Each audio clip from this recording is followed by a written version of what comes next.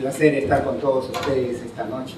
Veo rostros ya muy conocidos, muy recordados, y para mí una tremenda satisfacción estar hoy día con ustedes. Me han pedido que les hable de economía y lo voy a hacer.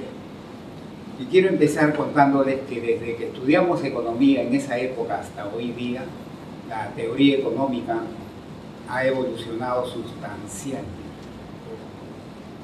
Pero también tengo que decirles que a partir de la crisis, de la gran crisis financiera 2008-2009, que aquejó al mundo desarrollado sobre todo,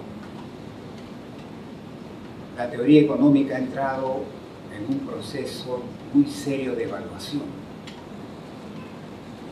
¿Cómo es la vida, no? Modelos como el ISLM, ¿se acuerdan del ISLM? Modelos como el ISLM, que prácticamente hasta el 2007, si uno lo enseñaba en una universidad, lo basureaban a uno si enseñaba el ISLM. Con la gran crisis del 2008-2009 ha tenido un resurgimiento ese modelo.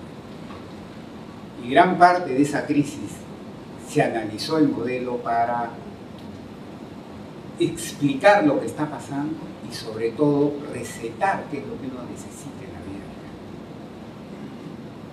real. Hoy día lo que yo voy a hacer con ustedes es pasarles en forma muy sencilla, no voy a hacer teoría económica ni modelos económicos rigurosos, sino en forma muy sencilla les voy a pasar un caso que es por demás interesante, que es el caso de la eurozona. Para que vean ustedes en los minutos que tengo para hablar, para que vean ustedes cómo se aplica economía a un caso concreto de la vida real y sirve para hacerme dar cuenta mucho de lo que está pasando en esa zona del mundo. Entonces lo que vamos a ver es la problemática de la eurozona. Y les quiero comentar lo siguiente. Miren, la Unión Europea está compuesta por 27 países, por lo menos hasta el día de hoy. Hay países en espera para entrar. Pero de estos 27, 17 países eligieron el euro como moneda. 10 no. Por ejemplo, Inglaterra está acá, pero no tiene al euro como moneda, tiene su moneda propia. Alemania está acá, pero eligió el euro como moneda, ya no el marco alemán. Entonces él está acá. Entonces, de estos 17 países que eligieron al euro como moneda, se les llama la eurozona, porque son los países que tienen el euro como moneda. Acá está Francia, acá está Alemania, acá está España, Portugal, Irlanda, Grecia. Y la crisis los ha golpeado más a ellos que a los que están, a los 10 que no entraron a él. Entonces vamos a explicar qué pasó. Entonces nos vamos a centrar en la eurozona, los países que tienen al euro como moneda y renunciaron a su propia moneda. Es como si en el Perú renunciáramos al sol y eligiéramos el dólar. Estos países hicieron esto.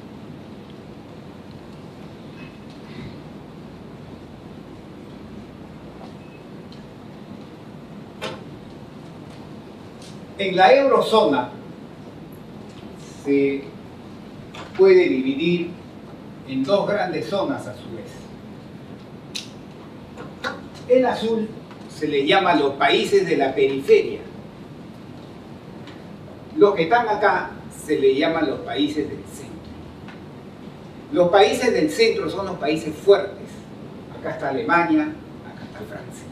Sobre todo Alemania, que es el que impone el ritmo de la eurozona como su conjunto. Y los países de la periferia son los países más débiles. Acá está Grecia, acá está España, acá está Italia, aquí está Portugal, acá está Irlanda, los más débiles de la eurozona. Entonces acá están los del centro, fuertes, y acá están los menos fuertes, digamos, los más débiles, de estos 17 países. ¿Y por qué uno hace esta división? Por lo siguiente.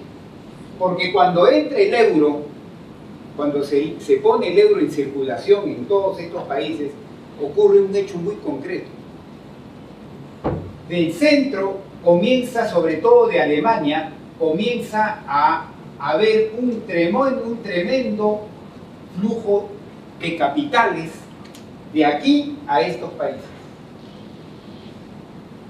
De acá se fueron, no antes de que el dólar, el año 2000, antes de que el euro sea convertido en moneda común, estos países de acá recibían relativamente poco capital extranjero. ¿Por qué? Porque eran riesgosos. En cambio, cuando eligen el euro como moneda, se vuelven menos riesgosos.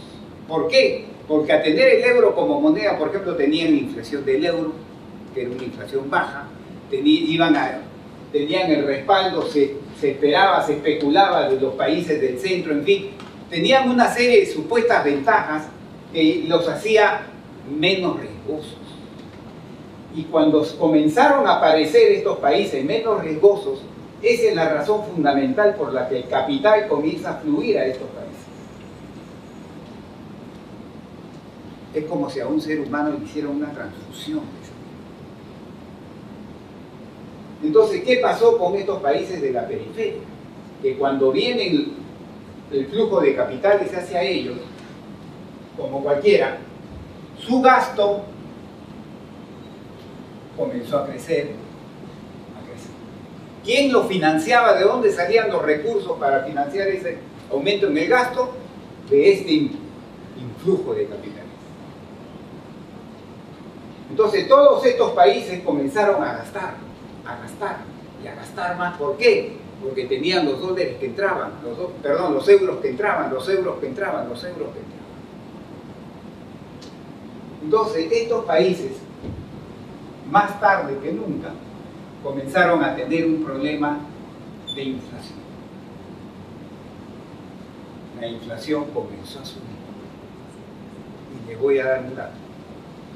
Voy a tomar como país típico de acá, España.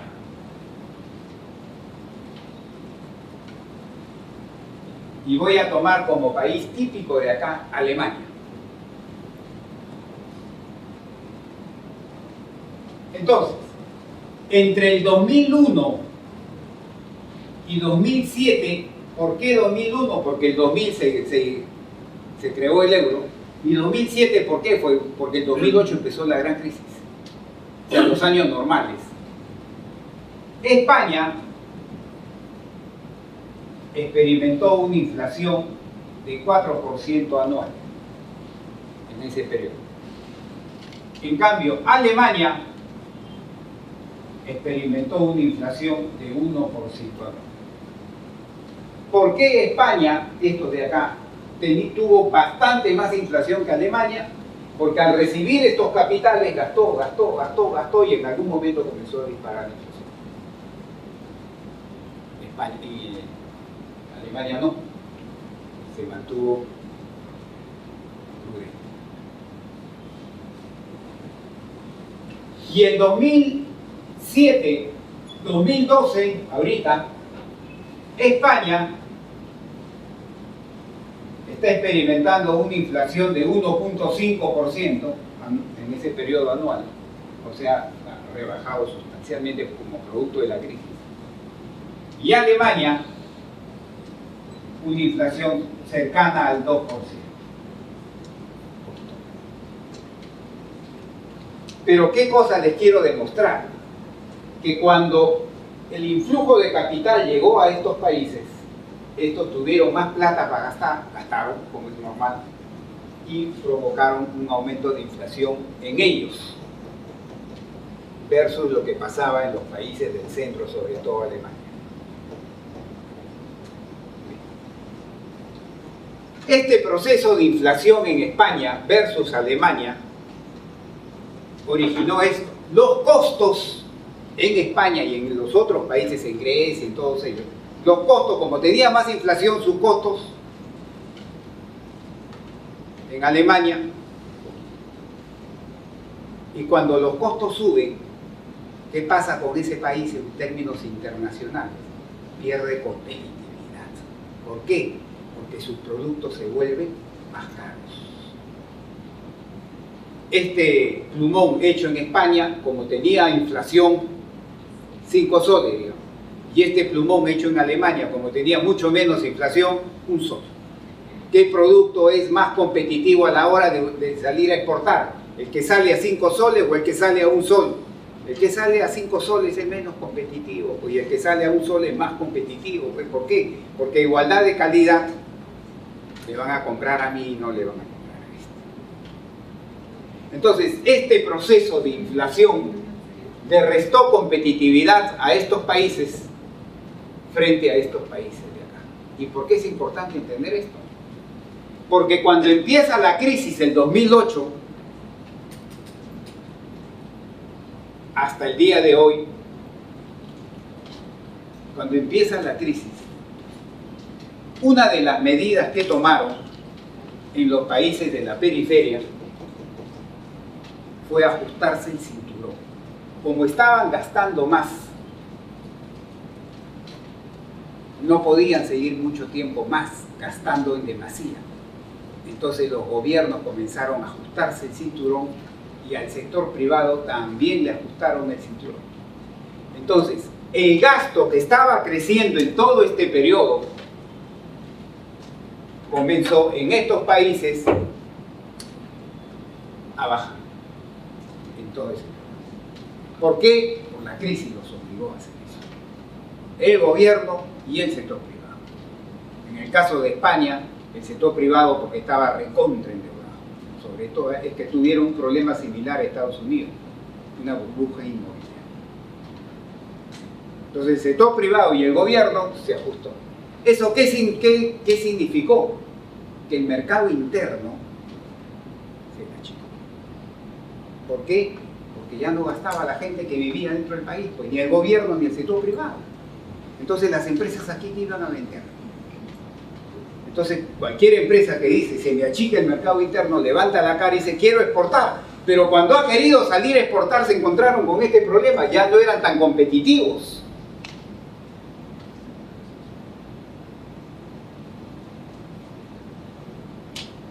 Y quiero ponerles un ejemplito para que entiendan bien fácilmente el tema este de la competitividad, ¿ya?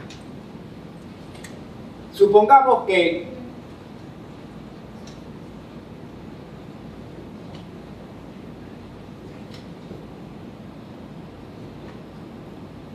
lo voy a hacer en el caso, le voy a hacer en soles para que se entienda fácil y después nos pasamos el caso de los europeos. Supongamos que este es un productor de zapatos que produce un par de zapatos y su producción, su costo, 200 soles. Le coloca un margen de 20%, supongamos, y el precio de venta al público va a ser 240 soles. Ese es el precio de venta. Internamente, en el mercado local. Entonces, este productor con esta estructura de precios está tranquilo vendiendo su zapato en 240. Estamos, por supuesto, no hay IGB acá para no complicar. ¿Sí? Le está vendiendo a 240 soles. Y en eso el productor dice, ¿y por qué no exporto? Se le prende el foquillo y dice, quiero exportar. Pero si va a exportar sus zapatos, ya lo que interesa ya no es el precio en soles, sino el precio en dólares. Entonces entra el concepto de tipo de cambio nominal o, para que lo entiendan en fácil, el precio del dólar. Entonces supongamos que el precio del dólar en un primer momento es $1, 1 sol. $1, 1 sol. Entonces él dice, quiero salir a exportar y estos 240 soles lo tengo que convertir a dólares. ¿Cuánto es el equivalente en dólares de este par de zapatos que cuesta 240 soles internamente en el Perú? Su precio va a ser 240 dólares. ¿Por qué? Porque el tipo de cambio es $1. Entonces él sale al mundo con 240 dólares. Supongamos que ocurre una devaluación, o sea, y un dólar de un sol se va un dólar a 2 soles. Eso se le llama devaluación. Y ahora les pregunto, ¿cuántos dólares vale este par de zapatos después de la devaluación? Va a ser 240 entre 2, es decir, 120 dólares. Miren, ¿quién lo hizo más competitivo? Porque no es lo mismo salir con un precio de 240 dólares a salir con un precio de 120. ¿Quién lo hizo más competitivo? ¿Bajó su costo de producción? ¿Bajó su margen? Oiga, ¿y entonces de dónde salió la mayor competitividad? De la devaluación. Esa es la magia de la devaluación. Que yo puedo devaluar y así me hago más competitivo, sin necesidad de bajar costos ni margen. Entonces, en el caso de estos países que su mercado interno estaba encogido y decían, no puedo vender mucho acá, entonces quiero vender afuera, pero como la inflación nos había vuelto menos competitivos a términos internacionales, ellos dijeron, bueno, ¿cómo gano otra vez competitividad? Si tuvieran la posibilidad de provocar una devaluación, hacen la devaluación y ganan la competitividad. Pero no pueden devaluar. ¿Por qué? Porque están con el euro. Es como si tuvieran tipo de cambio fijo. No puedes devaluar. Entonces, cuando no puedes devaluar, ¿cómo puedes ganar competitividad para salir a exportar, a vender afuera? Si ya no puedes devaluar, ¿cómo bajo el precio de 240 dólares a 120? ¿Cómo lo bajo? Si no puedo devaluar porque tengo el euro, o tendría que salirme del euro como le recomendaban en un inicio a Grecia, para que puedas devaluar justamente. Si no puedo devaluar, lo único que me queda es bajar costos, hacerme más competitivo. Pero bajar costos es lo fundamental. ¿Saben qué cosa es? Bajar salarios.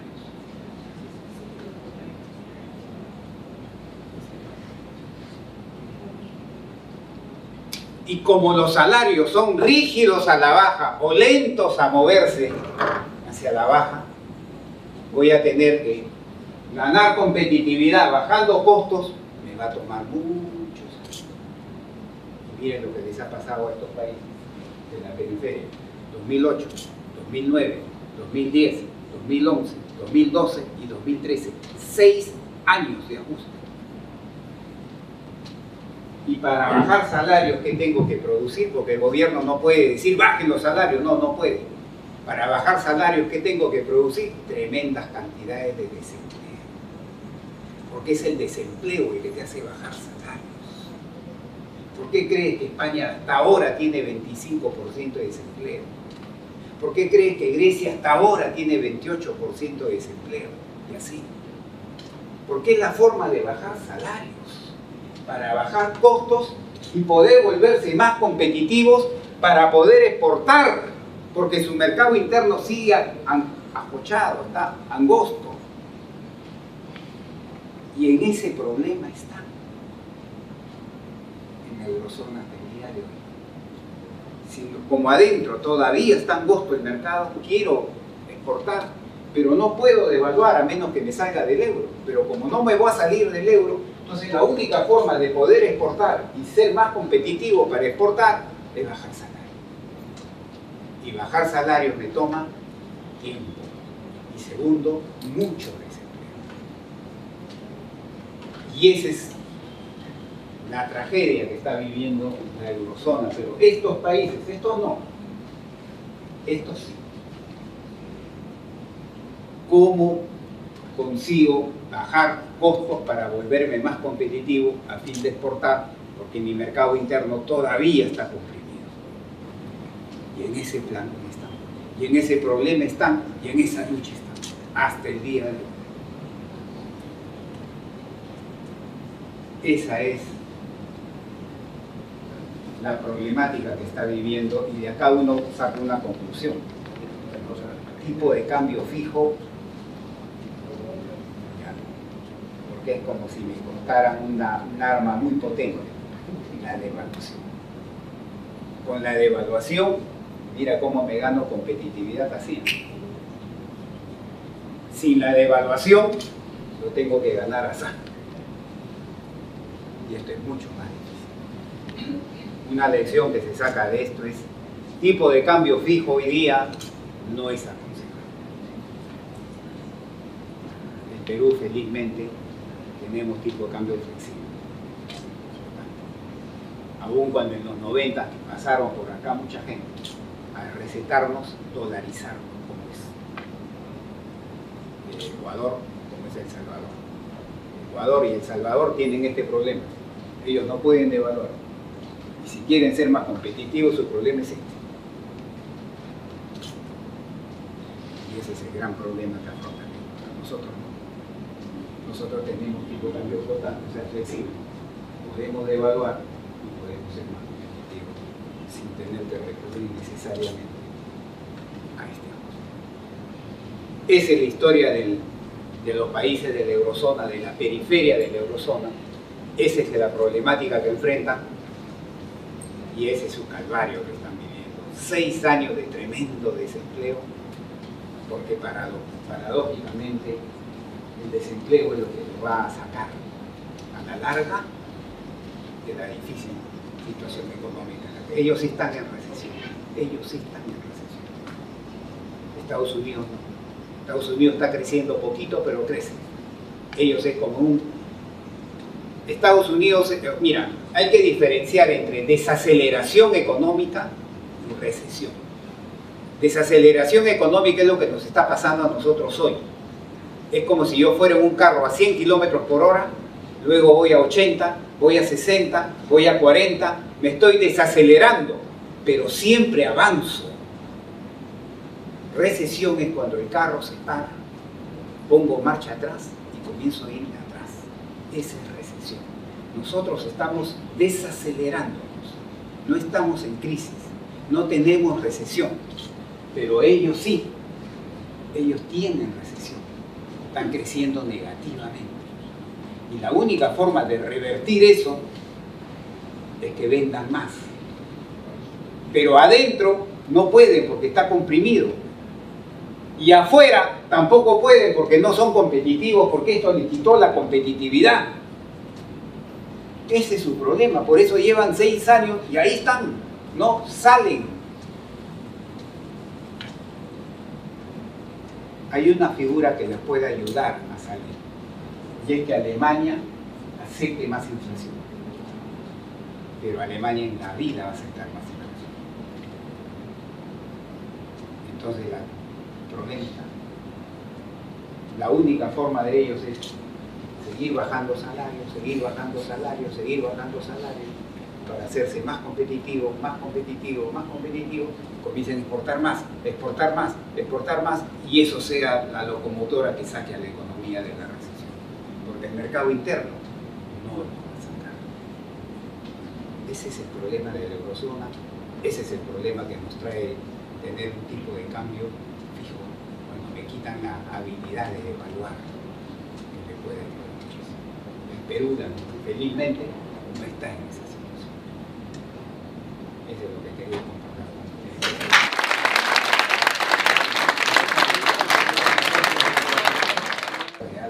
Y sirve para hacerme dar cuenta mucho de lo que está pasando en esa zona del mundo. Entonces lo que vamos a ver es la problemática de la eurozona. Y les quiero comentar lo siguiente. Miren,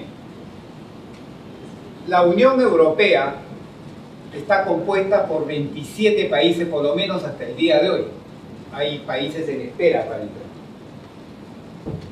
Pero de estos 27, 17 países, hoy día lo que yo voy a hacer con ustedes es pasarles en forma muy sencilla. No voy a hacer teoría económica ni modelos económicos rigurosos, sino en forma muy sencilla les voy a pasar un caso que es por demás interesante, que es el caso de la eurozona.